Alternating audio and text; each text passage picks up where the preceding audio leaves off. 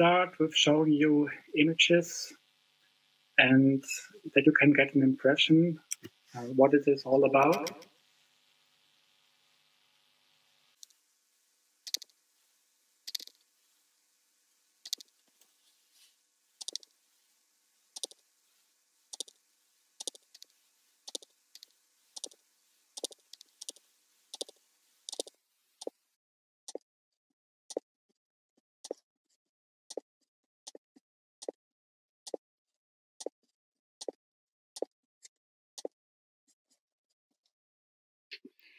So we are in the garden now, which is a place which was very important for me in my childhood. Probably for many of us, I had the privilege to spend a lot of time in the nature, especially on trees, climbing, and I must say that I learned drawing from the trees. You can imagine why.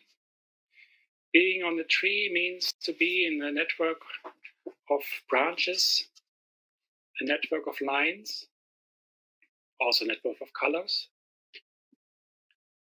So this is drawing, spatial drawing, and how I learned it from the very beginning, intuitively, how space can create it through one line in front of the other.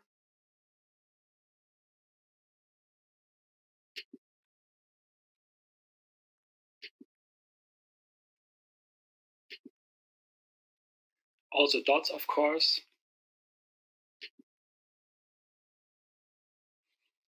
And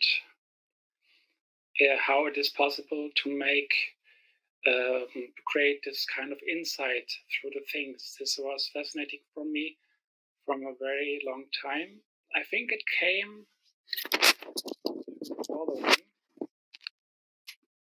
which is also a childhood impression. My father had a workshop for technical things, for radios, televisions, and so he was repairing them, and so he had to open them, and all those televisions were somewhere standing there in this workshop, and I was, of course, by the side and walking through it and could see into those televisions. And maybe that's where it comes from, this longing for seeing inside things, and this way of making it visible by drawing.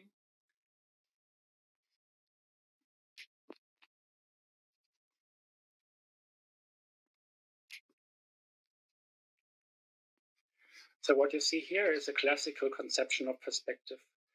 The one point in the far, and everything is like fleeing to it, like what you can see out of a train. This is a quite Western concept of perspective, which works quite well. Also, photography is based on it. At some point, I was a bit fed up with this concept because, on the one hand, it was so strong. On the other hand, it was also somehow a bit a lie, because the picture pretended to be spatial and it wasn't.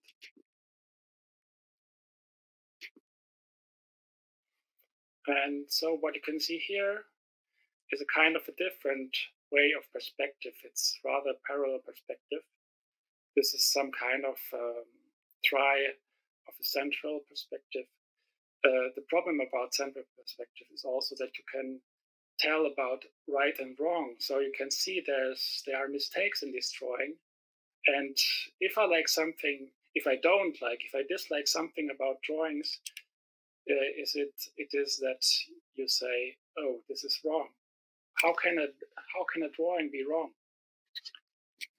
And this is also a didactic problem, because many people don't draw because they think they cannot, because they think they do wrong. Of course, it works very well in photography that there's this impression, this illusion of space. You see the lines here, which flow to one point, and it's also like an optical law. our eye functions that way. So it's also a physical reality. Nevertheless, I was fed up with this concept of central perspective. And that where comes in a very important stay in China, as you heard. I lived in Hangzhou for a while. Living is maybe too much. It was half a year. So I spent some months there in the southeastern part of China. And what was really great was that I got to know the traditional concept of landscape painting there. And during my stay, I wanted to make a weblog, which I did. It was named China Clips. So here is the old website, which was then online as a weblog, growing over the month. And because food is so important in China, I decided to make the topic food out of it. So the blog is more or less like a menu card of what you can get or what you can eat. This I did not eat a turtle. I saw it in the supermarket. So the cliche is half true, half not. That at least it was very impressive for me, and I digested it through the little animations. So this is the old website of that told. It was online from 2005, and I was actually attending traditional landscape painting classes. So really doing this hard study of copying old masters, which is in perspective of the Western Academy, copying is not what you should do. You should not copy somebody. You should be yourself and invent yourself. And copying the old master is really something like anachronistic or something what you usually don't do. Maybe today something different. So in these classes, I got a lot of impressions, especially how to use the ink to create patterns, to use lines and dots. What was interesting for me, I try to find it again, traditional painting.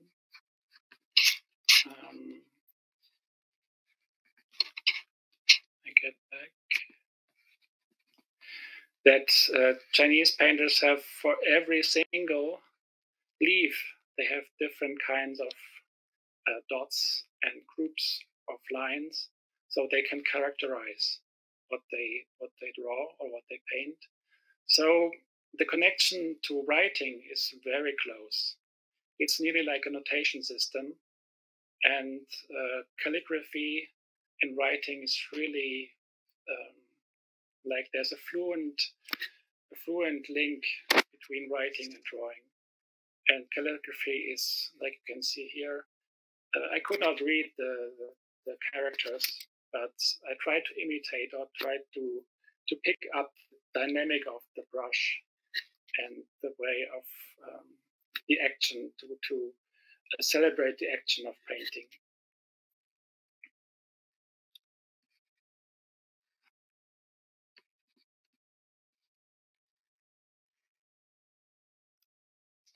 So I won't go into it furthermore. Just come back.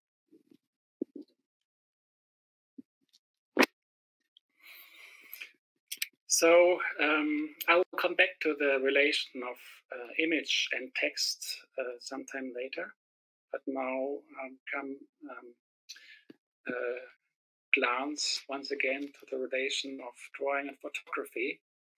So what you can see here is a branch of a tree, of course. You will recognize it's very simple made. You will see if you look close, it's like you can imagine the movement of the finger of the hand, what is done here. So it's really not photographic. It's really majestic, just in the sense of a calligraphy, what we saw. So it's some kind of a calligraphy, what we see. And let me step a bit further. If I change it from digitized the branch and printed it on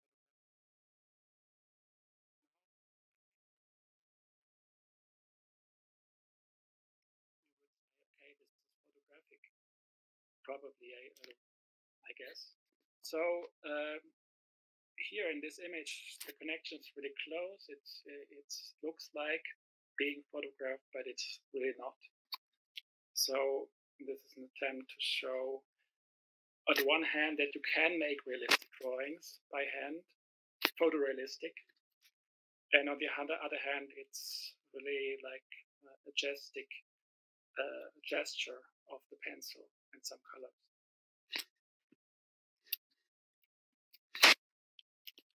What you also saw, that there's a switch from light, from white to dark.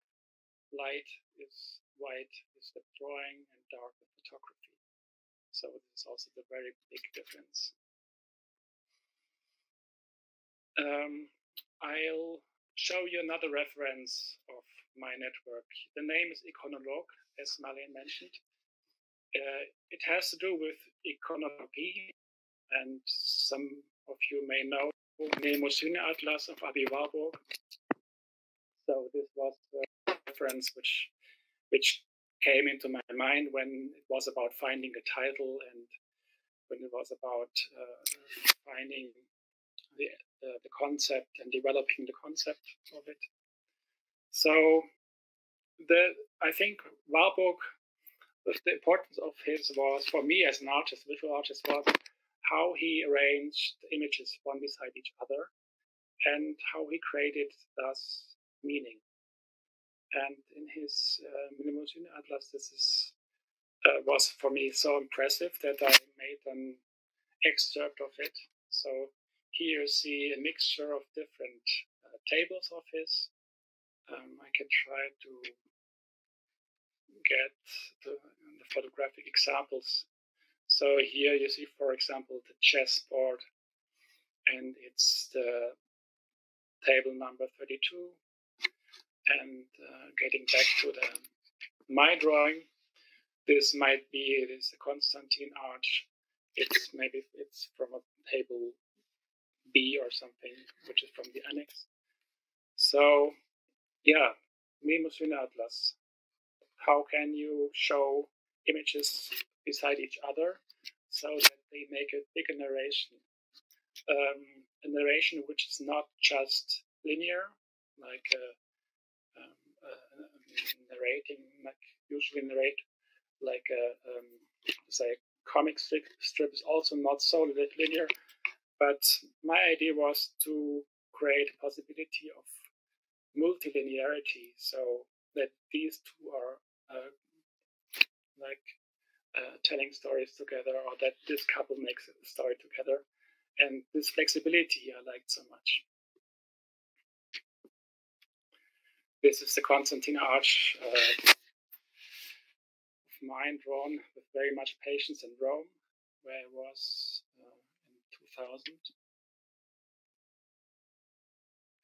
Let's make a short trip again through the drawings and images.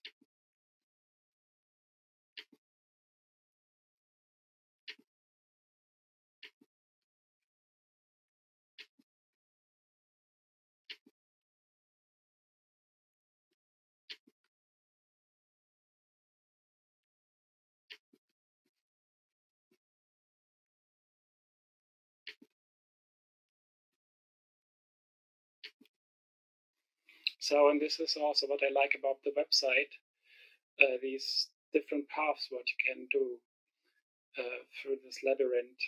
Of course, it gets a bit chaotic, and you get these loops, and you don't know where you are. You get lost. Even myself, I lost control about where I am. I don't know what's coming up here when I click this tree. So Chinese landscape makes sense. within the context of what I talked, but this is coincidence more or less. We have been here as well. So here again, the two concepts of Eastern and Western imagination. What is also very strong about Eastern imagination is that you don't work so much with light. The artists work rather more with the structure. And as I said here, what you can see a bit, they note the trees, they note the branches, they note down, like as even writing. And here is a try to show the Western concept, which is more based on light, light and shadow. It's pixel orientated. It's not so much about the single leaf and its structure, but the appearance of it. Of course, this is very generalized. If you take Impressionism, this makes sense what I say. If you take another period, especially in contemporary art, this totally does not make sense. So, yeah, this is and I try to understand the general idea of cultures, of concepts of images. So we are back in the garden. Let's close here. Yeah, I wanted to talk also about the relation between images and speech. So far, is there any? I think it's everything okay. Yes, as I.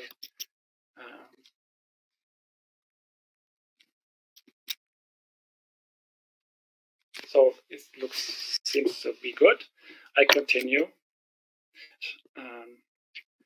I wanted to switch to the back side of the image. The back side of a paper. On the front side, I draw the image. On the back side, I usually sign it, note the date, or give it a title. So the back side is something which is, of course, rather neglected. And yeah, if you hang it on the wall, you might not see the back side. So the text is on the back side. And nevertheless, at some point, I was interested to look behind and to also use the power of language to maybe also give the whole chaos a structure. Because I had this longing for structure, this longing to find something, to orientate, like even have a map of this whole thing. At the moment, this is our 9,000 pages, so I don't know where they are. So this attempt to use language to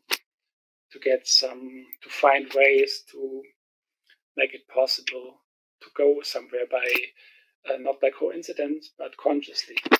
So here, for example, the water. There are some national terms for water, Wasser auf Deutsch, Voda po polsku, o po francusku in French, and fire is the opposite. So there comes, of course, with language comes the problem in with those national language, or maybe say the potential also.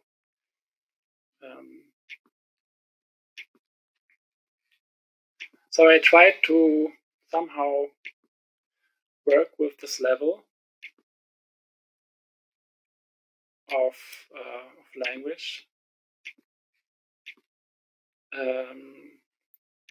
You see, it's like a Sisyphus work, never ending. So if I would try to note down all the words in the different languages, I know it would take more than one life. So it's not possible. So it's not a point to be complete or to make an encyclopedia. And of course, there's Wikipedia, which is much more. This makes sense. So it's not trying to imitate that, but to be a subjective attempt to to get the world, to understand the world somehow, by image and by text.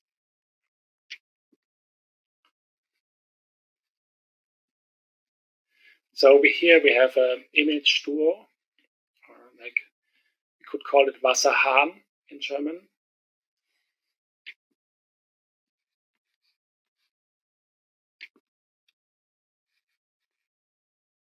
And here I also recently introduced this somehow this titles on the bottom, where you can get to this language text level.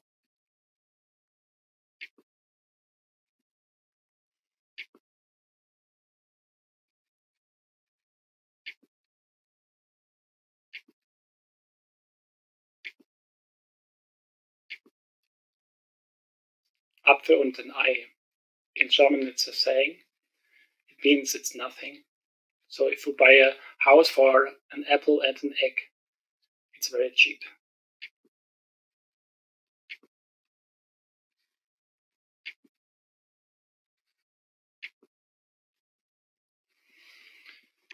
And then there is, of course, the unconscious.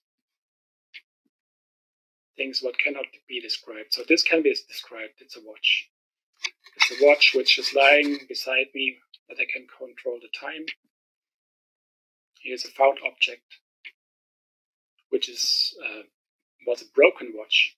So what you can see here, that it was always 5:30 in this for this watch. And this is how I imagine to be watches inside. Found balloon in Warsaw. Painting of Gerhard Richter, a detail of it. You may ask, how come those links? The answer is, I don't know. They are like, of course, at some point, it's the resemblance. If I click here, okay, it's both in a Lego brick, so it makes sense. But it's very, I try to be, this is also obvious, this is associated. So I think the links have quite another reality than what you would explain. So that's why we end up in, again, with the tree.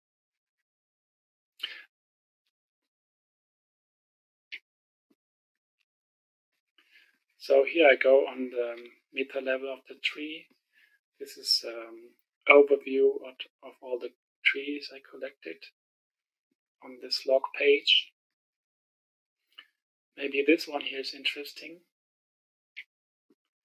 to show you something about abstraction. I think you know Mondrian's plate, which look this way. By the way, I guess the logo of Topio is also inspired by those iconic images of Mondrian's. So how come that he did this? I saw a little sketch of his in one of his notebooks where he made about the same procedure, from the realistic depiction of a tree getting more and more abstract, being reduced on vertical and horizontal lines, and then finally ending up with this really concrete orthogonal structures. I'm not sure if it's in every images, the latter ones, if they are like abstracted from a tree. I don't think so. I think at some point he found his own style and his own concept, and it was independent from the outer world. But as a starting point, I think it's a good example to see how artistic creation can be inspired by art, by impressions, by perceptions of outer world, and then be distilled and abstracted to these kind of pictures, which are quite flat. or cubic. So it's strange that we end up on the same thing all the time. It is a cell phone, I have to say, maybe some forgot how it looks. 10 out. It's from the early days of the Econologue.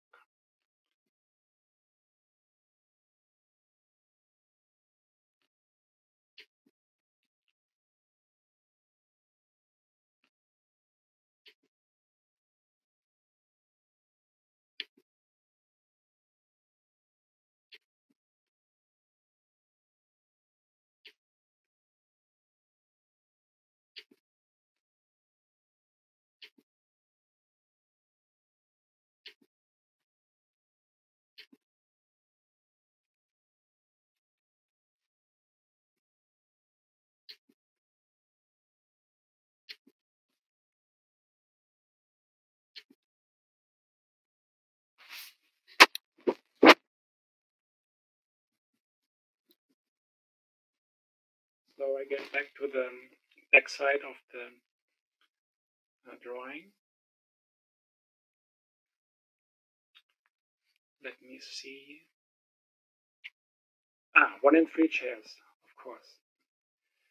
1 and 3 chairs.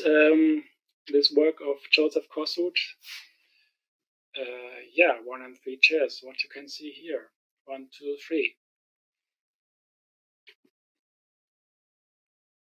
So the question is a bit if there's a hierarchy of images, if this is an image. I mean, in the context of the museum, as you may not sit on those objects which are exhibited, you could not check if this is working like a chair, but still one would say this is the chair, and this is the image of the chair, and this is the description of the chair. So there is a hierarchy. But Joseph Kosuth, he thinks that these are all the same, 1 and 3. I reflected it also being 1 and 3 chairs. So here it and the job description.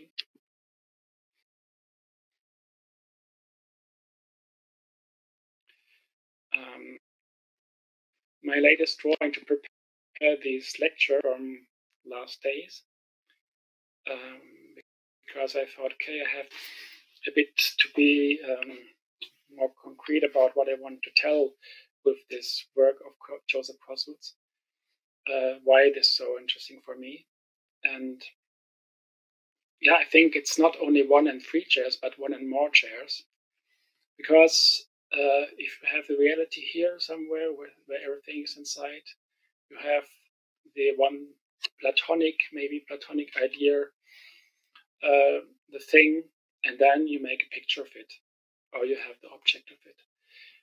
It goes further, because if you have the object, you can make a model, you can make a sculpture, a piece, or the picture, you can draw it, you can photograph it. With text, it's the same.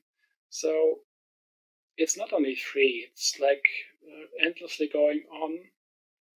If you take the drawing, then you can also make different kinds of drawing. You know, the concepts of drawing. If you think of the technical drawings, this is completely different than if you would imagine a Chinese calligrapher to make a drawing of a chair. So even more chairs. And then photography, different concepts. And the writing about chairs, different languages. If I go back here to, let's take Polish and German. There's even a funny phonetic play. With German we say Stuhl, and in Polish this is nearly the same. It means table, nearly stool, and Stuhl. Okay, maybe it's just my association, but at least there's a potential of being of difference within the different national languages. So also here, many different chairs, Stuhl, Krzesło, chaise, everything something else.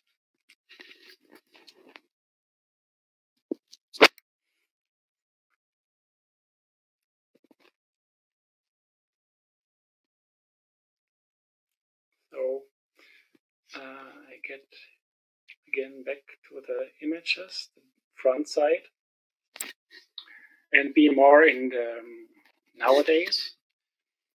My recent concept for drawing is technical drawing. So at least, yeah, this can show you how the reality and drawing can interfere. This is the Mint Green classroom on Temple of Airfield in Berlin, where I live now, and this really exists. So I go there very often, nearly every day, and work there with school kids. And this place is to be,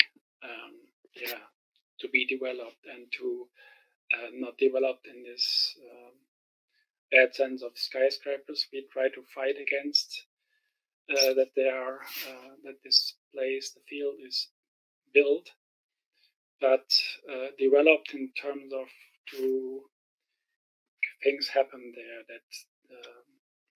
that children can play there, that they can learn there, that they can experience nature there. So drawing helps me to find ideas. Here you can see also a bit better. Here, this, for example, was an idea to prepare shadow places, and this is a simple drawing for to climb a structure to climb on, or mathematical objects for learning. Or here, the idea for a sandbox, and this came to reality. So the drawing is a very nice tool to imagine things and then to share with others. So for communication, to share plans, and to convince people to do something, it's very good. It works very well. Of course, this is part of the professional everyday work, for example, of designers and architects. That's why I was in Zurich. Mentioned 3 years. From 15, I worked with architecture students. So, and this is insight into an ideal studio, how I would like to work with, what I partly also did. So here you can see an installation. It's called Augenschmaus, which is like a feast for the eyes. And this was, several different textures and materialities to inspire students to note and to find different graphical answers to what they see, answers to the input from their eyes. Here I can get back to what I wanted to show you. These are the Chinese dots and lines to characterize the different kinds of leaves.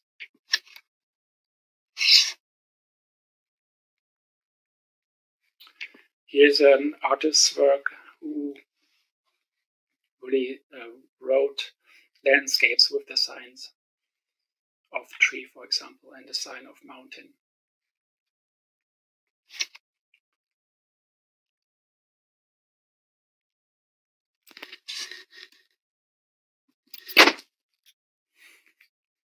And another example for the application of drawing, you can see here.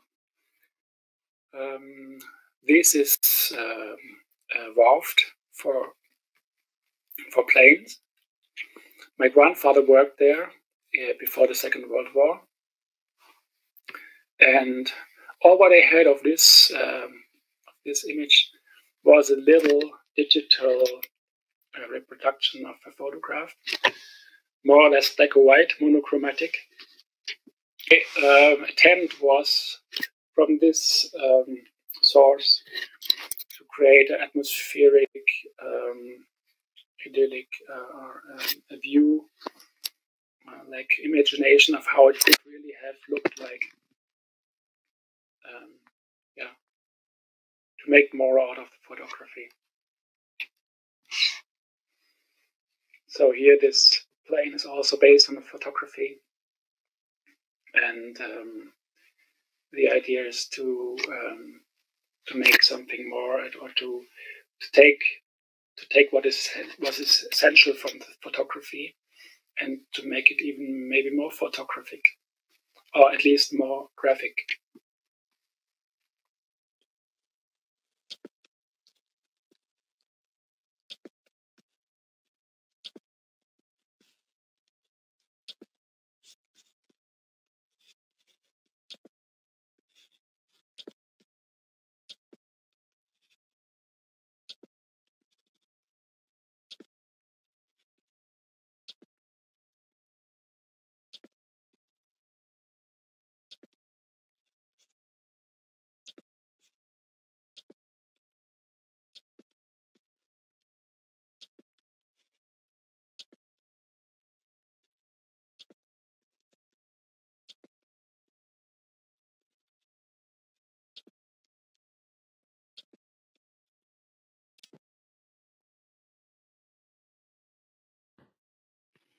So with this cube, I think as a nice minimalistic form, and like the minimal notation of a drawing, it's a good point to end. Also my voice.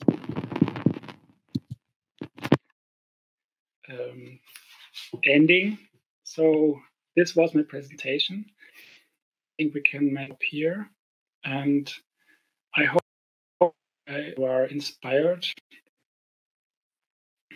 and I hope you respond in the talk that we begin now. If you have questions or remarks, I'm happy to hear and to answer, or to just listen.